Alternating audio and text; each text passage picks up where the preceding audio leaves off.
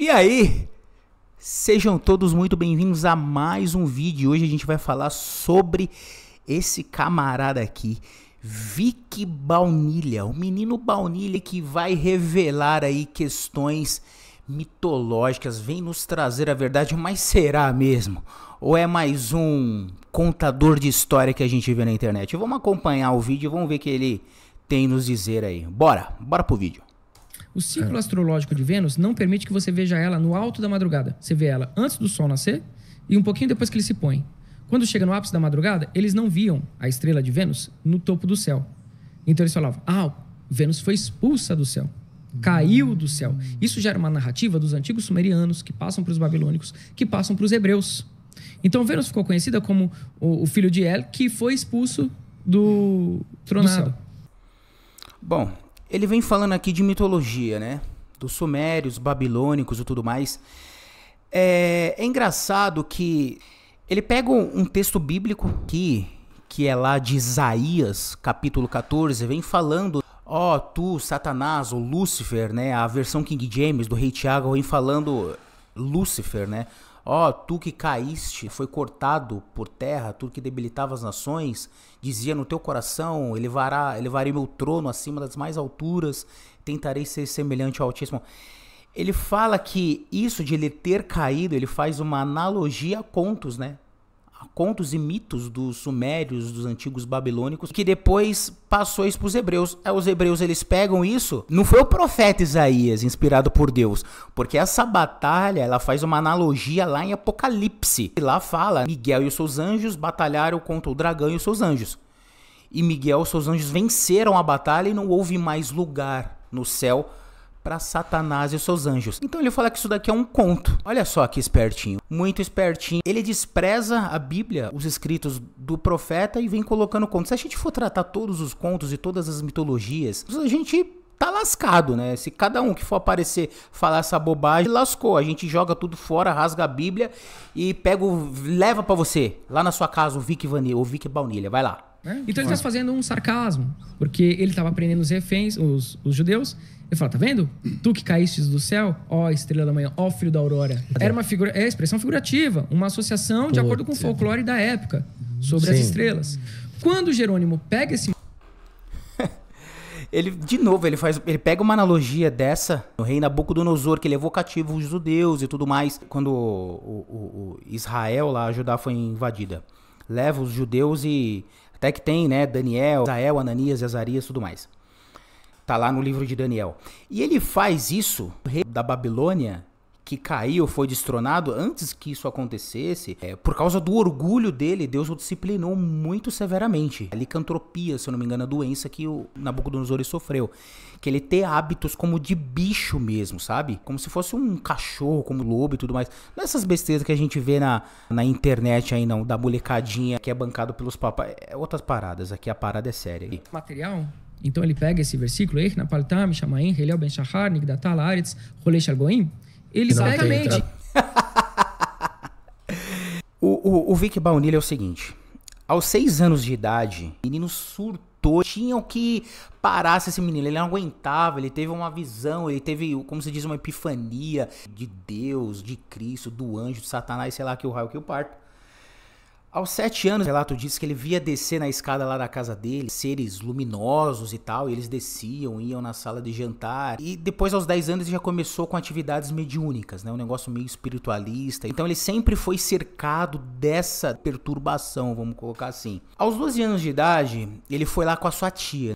A tia dele era da Rosa Cruz e ensinou muita coisa pra ele a respeito da bruxaria, né?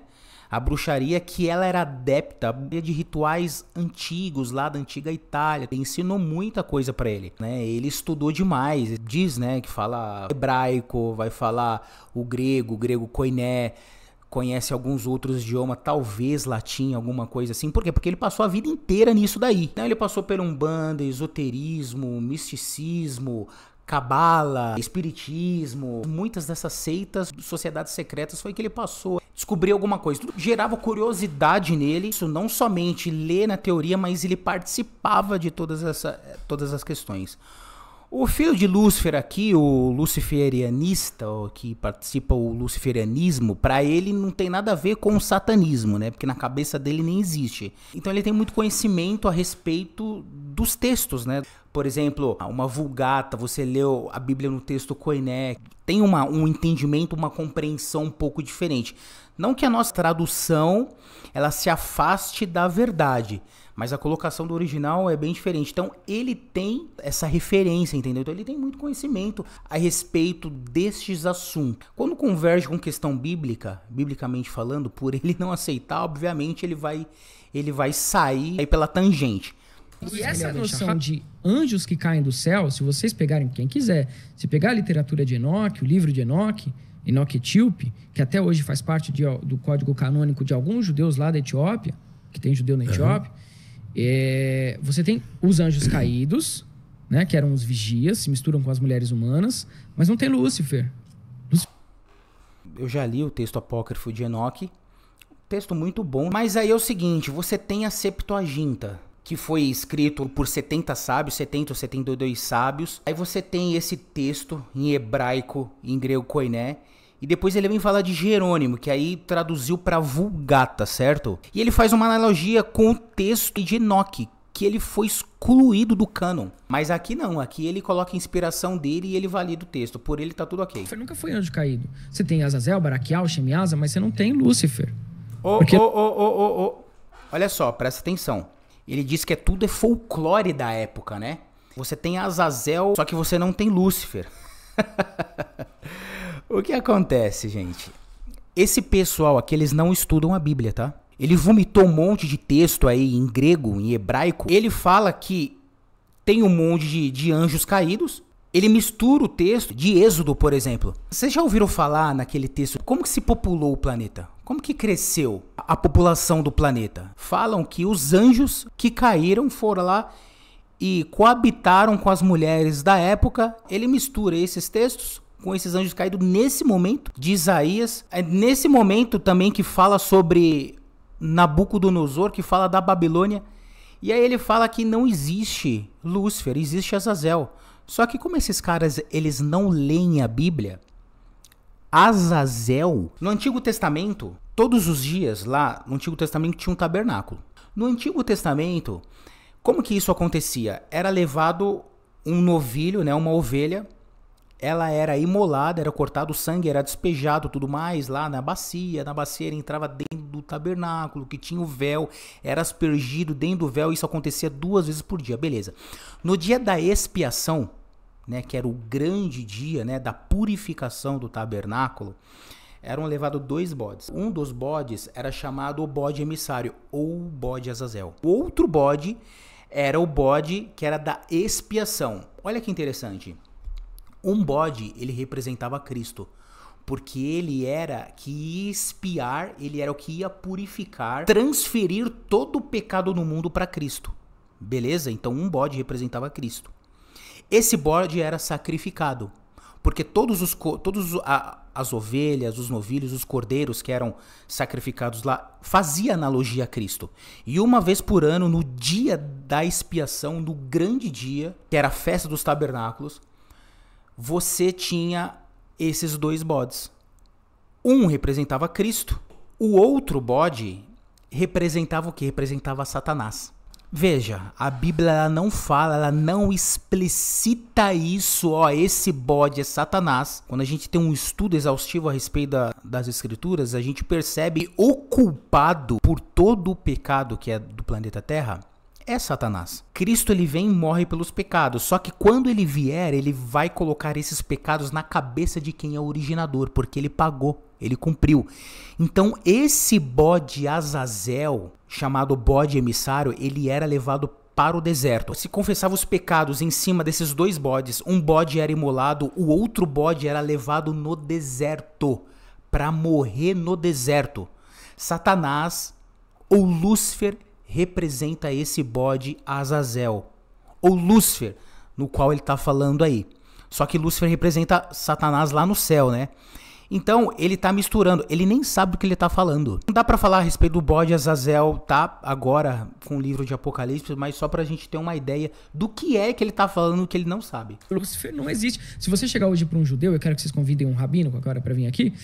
Se você chegar pro rabino e perguntar, vocês acreditam em Lúcifer? Eu falo, não. Aparecer. Ô, Rabino, responde um negócio pra gente aqui. Você acredita em Jesus Cristo? Eu falo, você tá louco?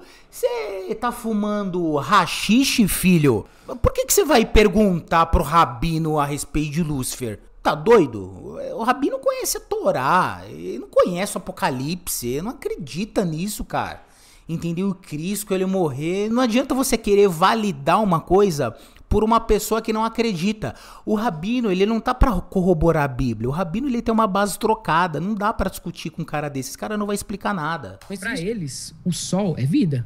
É prosperidade. É iluminação. Você imagina pra todo mundo, na época que você não tinha luz elétrica, que você não tinha nada. O que é o sol? A salvação. Muito dos personagens que nós temos históricos, né? Inclusive Jesus, é um mito solar reproduzido. Igual Jesus tem... Ai, meu Deus. Jesus, ele é igual ao sol. Tá, é verdade. Jesus é o sol da justiça. Por quê? Porque assim como o sol ele vem trazer vida e prosperidade, a Bíblia ela faz uma analogia que Cristo é o nosso sol da justiça. Assim como o sol ele brilha para o dia, assim Cristo deve brilhar para a nossa espiritualidade. Como eu devo me portar, como eu devo servir o meu próximo, como deve ser a minha conduta, como eu devo amar meu semelhante, como eu devo respeitar as pessoas, como eu devo ser bem proativo, diligente. Mas é isso. Cristo ele veio demonstração de todas essas coisas. Agora você pegar e falar que é sol, que é tudo mito e não serve de nada, tem um monte de deus lá, de Babilônia inclusive, que era o deus sol. Ra não era o deus sol? Tem um monte de coisa que era deus, porque o sol tá lá e as pessoas queriam fazer essa analogia com o sol. Não quer dizer nada. Não significa que você vai invalidar, entendeu? O sol ele vai tornar Jesus um mito. Nada a ver, meu. Jesus, Cristo, ele é uma figura simbólica, não é histórico. Hoje as pessoas falam, Jesus histórico. Eu vejo até o Rodrigo Silva falando. Eu sei que ele, lógico, ele leva o pessoal para Israel, faz caravana para lá, tira o dinheirinho dele assim, né? Então, mas ele tá transmitindo uma série de desinformação. Não, peraí. Jesus é realmente o sol. O sol, ele veio, nasceu, morreu, ele foi pregado numa cruz. O sol, ele fez tudo isso daí. Olha que maravilha. O sol foi crucificado. Esse maluco, ele que fala a verdade, o Rodrigo Silva não. Ele vem e faz uma caravaninha, né? Caravaninha, tadinho. Ele precisa de dinheiro, o Rodrigo Silva é pobre. Ele precisa de dinheiro, então ele leva as pessoas lá para Israel que ele ganha o dinheirinho dele. Então você rebaixa a pessoa ao nível... Ganha o dinheirinho? Você não, você é o malandro, você é o cara. Rodrigo Silva não, Rodrigo Silva, ele tá dando-nos informação. Muito bem, vamos continuar nos informando, porque o cara é muito bom. Jesus não é mais histórico que Buda, não é mais histórico que Krishna, não é mais histórico que Horus. Todos eles são arquétipos inventados para contar trajetórias, narrativas e pontos de vista humanos. Falácia. Ninguém falou que Buda é menos histórico de Cristo. Ninguém disse isso. Hare Krishna, quem que é Hare Krishna? Não sei, é hindu, eu não sei, eu conheço Buda, eu já ouvi falar, Hare Krishna, um ser iluminado lá, que aparecia, não sei. Mas qualquer outros deuses que apareceram, ou que se tem história, por exemplo, Siddhartha, ninguém tá falando que é menos histórico do Cristo. Se ele existiu, é histórico. Agora você falar arquétipo criado pelo ser humano, o Buda não é um arquétipo criado pelo ser humano, mas ele também não é o Deus criador, o Deus todo-poderoso, ele não é. Ele não pode falar no princípio, eu criei o mundo, fiz em 6 dias, o homem no 7. Ele não pode falar isso. Não desmerecendo o Buda, ou quem segue o budismo, historicamente falando, ninguém tá invalidando nada, nem ninguém, nem fazendo arquétipo de Deus nenhum. E não é invenção da cabeça de ninguém. É da sua. Se você tá querendo imputar isso a alguém, fala quem é que tá falando esse tipo de coisa. Isso tá na sua cabeça. E tá tudo bem. Você não tem nenhuma prova histórica de Jesus. Todas elas foram refutadas. Não, você não tem prova de Jesus. Você não tem prova de Jesus, você não tem prova de Paulo, você não tem prova de todos os discípulos, o Tomé que morreu Masdras lá no meio, na capital lá da Índia. Você não tem prova de nenhum. Paulo que foi decapitado, Pedro que morreu crucificado, ponta cabeça. todos os santos, entendeu? A perseguição que teve de todos os cristãos, tal, Roma, Coliseu, aí você tem o anos lá de 300, o Constantino, 313, você não tem prova de Cristo nenhum, é tudo conto, não é verdade? Nada, tudo isso é mito, você tem a luz, é mesmo? Todos os outros personagens, é tudo, ó... Conte-nos a verdade, ó sol que vem para nos iluminar. Mas eu já acho um absurdo você falar que você só vai ao Pai através dele. Você só vai ao Pai através de mim. Isso é uma mentira. Porque Não, mentira é você que tá falando mentira. Jesus é assim, quando o homem peca, o que é a religião? Religião é religar. Religar o quê? Religar Deus, que é eterno, a eternidade, com a não existência, com a morte. Então Cristo, ele entregou a vida dele para resgatar aquele que escolheu morrer, ou seja, aquela morte ele não falou para Adão, ó, no dia que você comer disso, certamente morrerá no fruto da árvore da vida, no dia que você comer, porque era só uma questão de obediência. As pessoas falam um monte de bobagem, eu não posso comer. Era uma questão de obediência, ó, você come de tudo, dessa aqui você não come. Por quê? Porque tinha algo de misterioso na fruta? É óbvio que não, mas era por quê? Uma questão de obediência, ó. Me obedece, eu vou te dar liberdade de escolha. Não toca naquela fruta, porque se você tocar, você vai estar falando expressamente para mim que você não quer relação comigo. Quando Adão ele rompe isso, ele, opa, eu preciso agora tomar uma providência. Deus tomou a providência é Cristo. Então não há nenhum nome que possa ser salvo na terra, a não ser por meio do nosso Senhor Jesus Cristo.